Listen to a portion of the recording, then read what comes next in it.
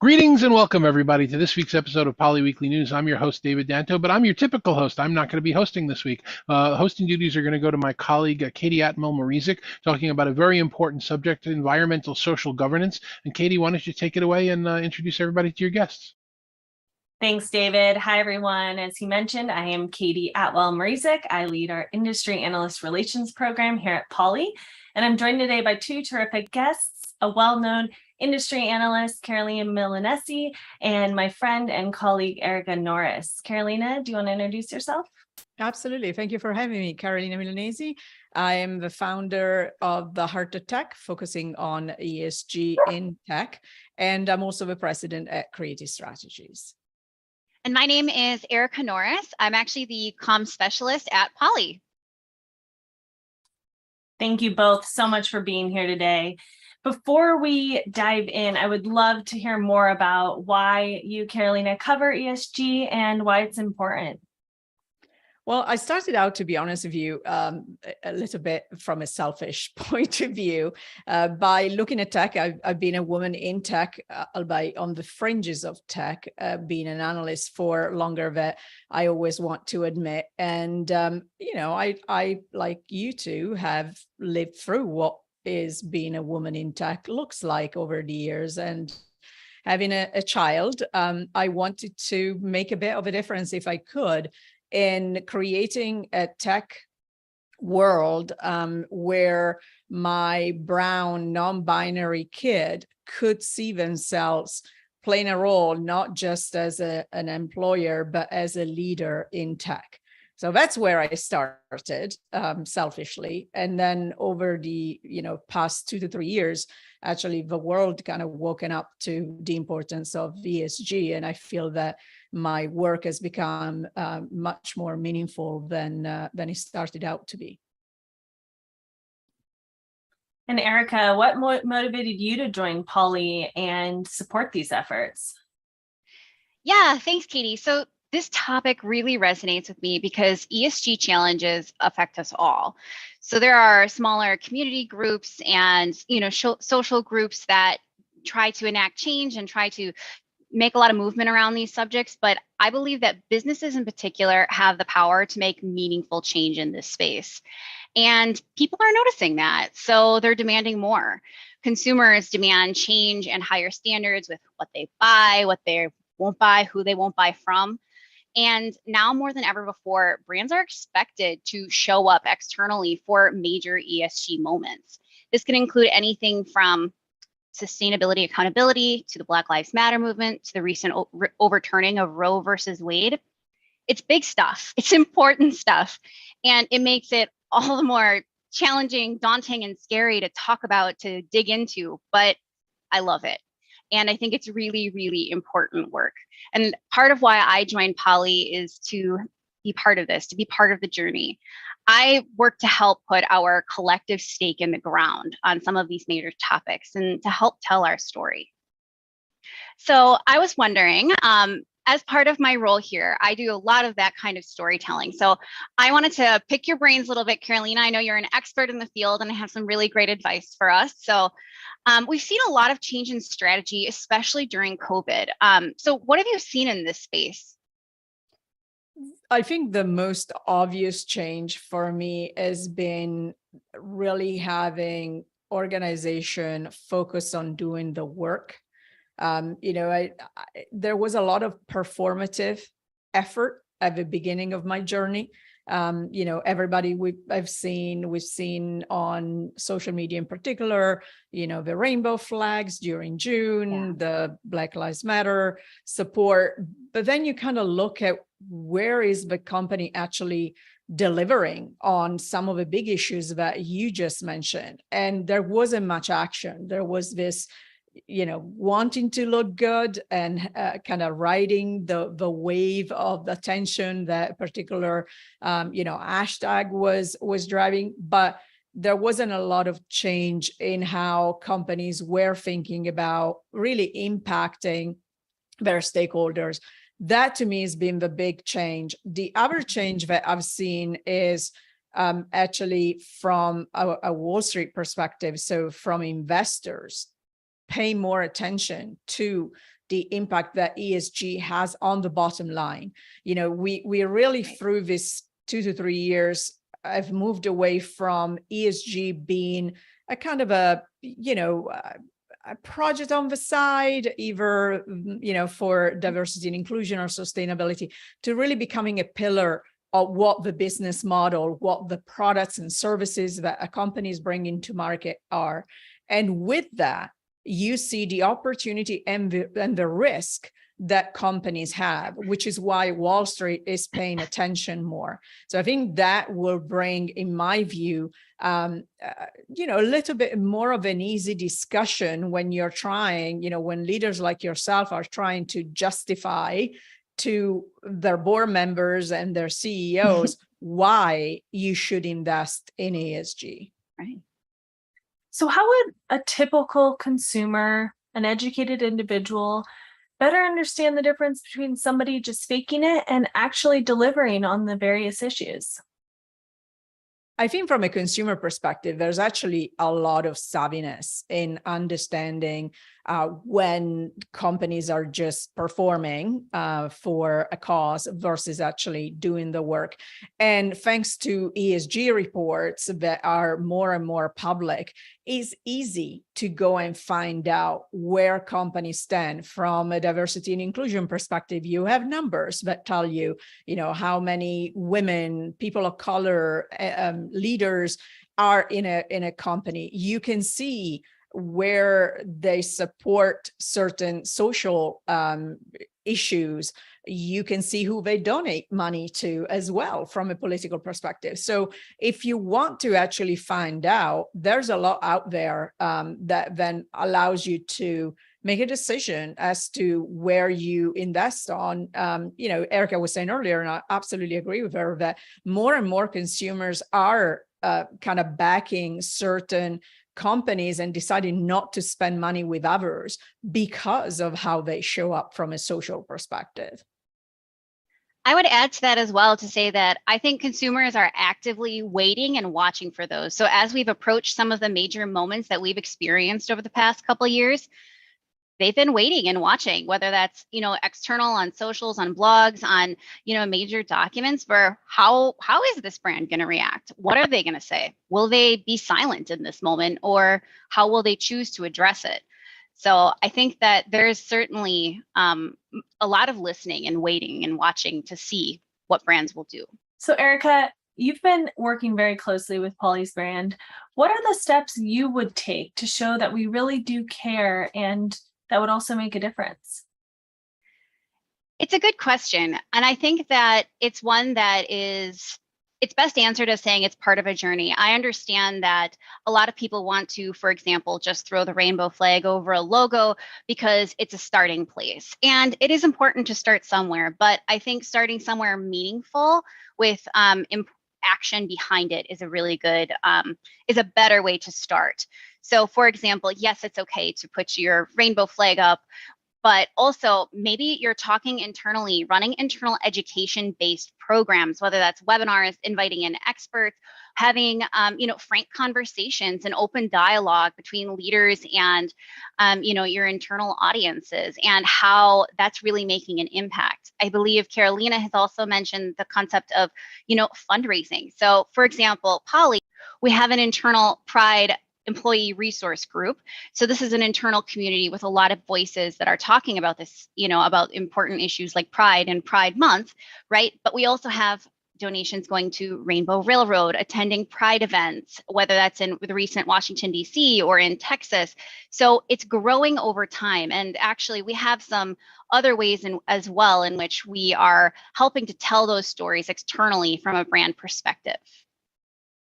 So for a while now, we've been sharing our ESG, diversity, inclusion, and culture stories through our Polly blog and socials, which is really great, but we're very excited to be launching actually a brand new platform called Polly Talks. It's a natural extension of the storytelling and work that we've already been doing in this space, but expanding it into a new format. Poly Talks is inspired by the TED Talks format. It's a short form video series where we cover powerful topics and share meaningful stories from inside Poly. So the series is meant to inspire positive change, celebrate our culture moments, and highlight some of our efforts in these major areas, right? And using our Pride ERG actually as an example, they just, we released a video with them on 4 tips on how to be your authentic self in the workplace.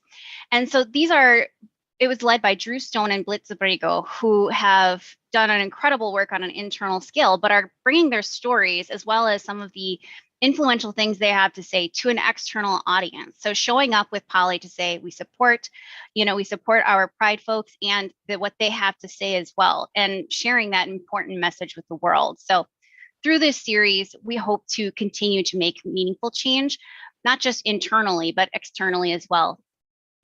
And I'm proud of the work we've done so far. That's great. Katie, let me interrupt just for a second. I apologize, but I sit here with the same question that I always sit here with when most of these topics come up, which is I'm invested, I'm interested, I want to help, and I want to be an ally.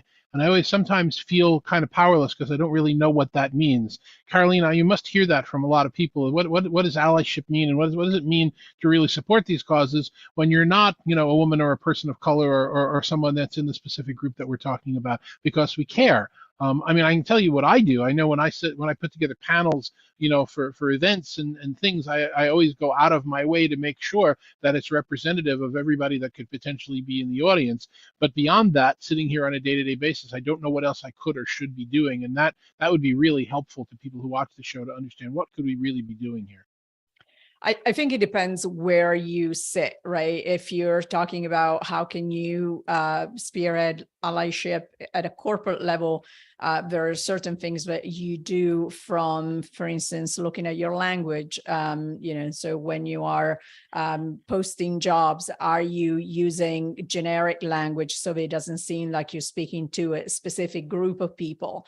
And that is not just about race and gender, is about social economic status as well. Other things that you can do in the office, obviously, for making the office more inclusive, is gender bathroom and agender bathrooms, is making sure that the pronouns that people want to use are the right pronouns, that they want to be reflective of who they are. Same with the names. So there's a lot of that as at a corporate level, you can show up as being more inclusive and supportive. At a personal level, is a journey. I'm still checking myself and asking people, how can I be an ally? And I was talking to a colleague around accessibility, and he said something very powerful, that it starts with just a simple question: how can I help? And you open yourself up to learning, because that's the main thing, right? You don't know, like you said, Dave, you're starting from a position of willingness to help and being there, but you don't know how. So the more we listen, the more impactful we can be, and try not to be defensive.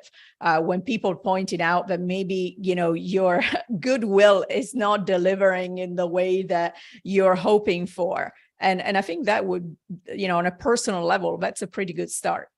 Yeah, and I know that I struggle with guys. The hey guys, can you please look at this? I've always, my entire language built into my soul for my 60 years is that is a gender neutral phrase, but it's not. And I struggle trying to remember to take care of things like that. So language is actually, you're right, it's very important. The other thing that I'm actually a little bit sad about is, we went through this horrific pandemic. And one of the things that came out of it was virtual events. So suddenly people who were disabled and who couldn't travel and who were homebound were able to participate. And we all said we were going to swear an oath that we're never going to let this door close again. And here we are, we're now doing events without any kind of virtual component, and we've let the door close again. So I'm almost willing to take a pledge that I won't work for any, at any trade shows or present at any conferences if there isn't some virtual component for people who can't attend, because I think we shouldn't be letting that door close. I could not agree with you more. the inclusiveness of being able to do event remotely, and not just from an accessibility perspective, but think about the language as well, right? As part of accessibility is being able to understand with caption other languages and be more part of a conversation.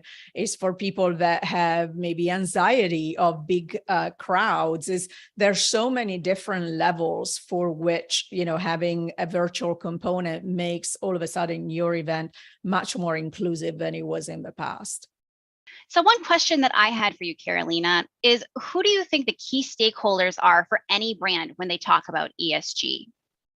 I think the first stakeholder is your employees. It was, I was nodding feverishly earlier when you were talking about internal comms and the fact that where you start, where you think is a good place to start for an organization is internally, is looking at, lifting your voices and making sure that your employees know what you're doing in all the areas of impact from a social perspective. And I think that's your core stakeholders. And this is not just about, feel good factor. This is something that employees that want to stay with you are looking at. Accountability is growing from an ESG perspective, and is also something that potential new employees are looking at, especially Gen Z or early millennials are looking to work for somebody, for a brand that shows up and that, does good work beyond just, working towards their bottom line. So first of all, your employees. Second of all, your customers and your partners. There's a lot of work that I see organizations do now, especially around sustainability, that helps their partners and customers to reach their own goals. So there's a helping them get to where they need to be with your products and your services. And then I would say, lastly, as I was talking earlier, is your investors, is people that looking at the company and how you are expanding. And let's be clear that from an ESG perspective, when you're talking about sustainability, there's a business opportunity, right? When you're talking about diversity and inclusion, there's a talent opportunity. So everything that is tied in with ESG has an impact on revenue and growth opportunity at a business level, which is why we're here. And for the people that maybe don't think that doing good is enough, you need to think about that. You need to think that you're doing well while you're doing good is actually the future of work. Yes. No, I love that. I believe there's a quote somewhere like, in your pursuit of greatness, don't forget to do good. Absolutely. And I definitely feel like that's true at every level, not just in your day-to-day life, but as well as like the big things that businesses are trying to achieve as well. I like to think that I work with a lot of great people who care deeply about so many of these things. And we're all trying to, achieve great things, but doing good each and every day in small ways and in big ways is it's an incredible building block for the great things that we're trying to do. I agree. And I think part of that, which is the role that you have, storytelling as a critical portion of it, right? I think that sometimes people mix that performative that I was talking about at the beginning with the storytelling part. And the two things are not the same by any stretch. Right. Storytelling is a critical part of the doing good, right? It's about really sharing your work and what you're doing so that others can learn from what you're doing, so that your stakeholder can be, up to speed with where you're putting your impact. Telling stories is such a powerful way of actually bringing a social issue to life and making sure that people are aware of what is happening. So your work really does matter. It's not just, as people think, performative or, right, like a marketing aspect. Yeah, no, and I'm so glad that you make that distinction as well, because people do think, oh, storytelling for big brands, marketing, blah, blah, blah, whatever. But really, I mean, what I love about my job is many of the things is that I get to work with real people from inside Poly and help bring their stories to an external audience. So whether that's from an accessibility standpoint and some of the great things that an individual is doing, or even a greater team or group and some of the major impacts that they're having on their community, like these are real people just like everybody else, and they're part of Poly, and we want to be supportive, but also just showcase the amazing work that they're doing and the ways in which we want to continue to support that work. So I know I myself have been inspired by not only my Poly colleagues, but also when we see other brands as well, to be inspired by others. So I love that you make that distinction. I appreciate it. Katie, Erica, let me interrupt you one more time. Erica, I know you're talking in generalities, but give us some specifics. Tell us specifically about some of the examples about what Poly has done and some of the stories and some of the groups and some of what's going on, because that's what we're here for, to brag about the Poly's weekly news. So let us have it. Okay, yeah, sure. So there's a number of things. So, earlier in the year, we always have, the International Women's Day. And I think that this is a time where people kind of just show up sometimes through their best of intentions. But I think that Poly has done some great work in this space to help bring gender balance, not only to leadership roles, but across the organization as well. So I think a example of solid action, or a plan of action, I guess, is that one of our goals was to increase gender diversity by 10% year over year by the end of the 2022 fiscal year. I can say now we are exceeding that goal, which is wonderful. And we did it through a number of different ways, right? So we have the partnership with the Advancing Women's Executives. We have internal programs like our Women's Leadership Group, who bring about, expert advice from our Becoming Superhuman groups. And it's through amazing work like this that we have amazing female leadership at Poly. So I think that this is just one of many stories where we can do that, or it can be individual stories where somebody is, playing on the, international rugby team, and they are, it's actually a mixed ability rugby team, which is something I didn't even know was, so widely known in Ireland, right? But it is. And had I not known about that, I wouldn't have been able to help storytell. Before we end, anything additional to add, Carolina? I think the core message, there's always, you listen to this for 20 minutes, there's one thing I want you to remember is that ESG is core to the business. And if it isn't, it should be. It's not a side project, it's not a feel-good project. It is something that it really helps your revenue. The other thing that you might want to start to think about is that if you don't get into this on your own terms, you will soon be asked by regulators to do so. So when it comes to sustainability, when it comes to diversity and inclusion, you will need to share your numbers, share goals, share where you are in your journey. And I think that is to everybody's benefit that you start to think about it now and do it, as I said, on your own terms versus being asked to do it. And the last thing is that it is a journey. As you and I were talking earlier about the allyship, so is the ESG journey. There are companies that have been doing it under different names, CSR, or maybe just an aspect of it like sustainability for years. And there's some that are just getting started.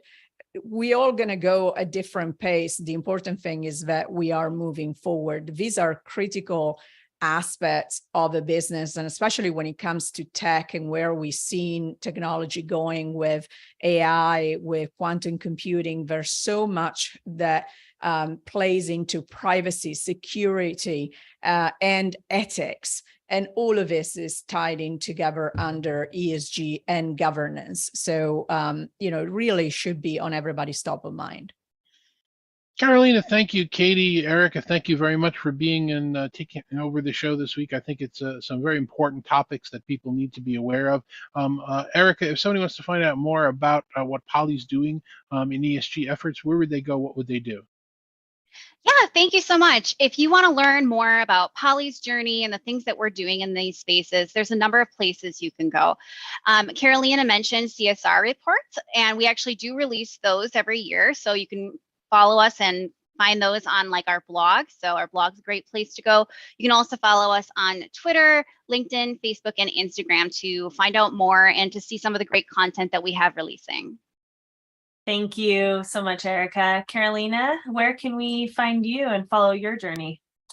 You can find me pretty much everywhere on social media. So Caro_Milanesi on Twitter, Instagram, and TikTok. I'm also often on LinkedIn, having some of these conversations with leaders across tech. And I have a column on Forbes as well, where I tend to write about technology and the impact of technology in society, and especially diversity and inclusion and sustainability. Thank you both so much for joining today. I'm going to turn it over to David to wrap us up.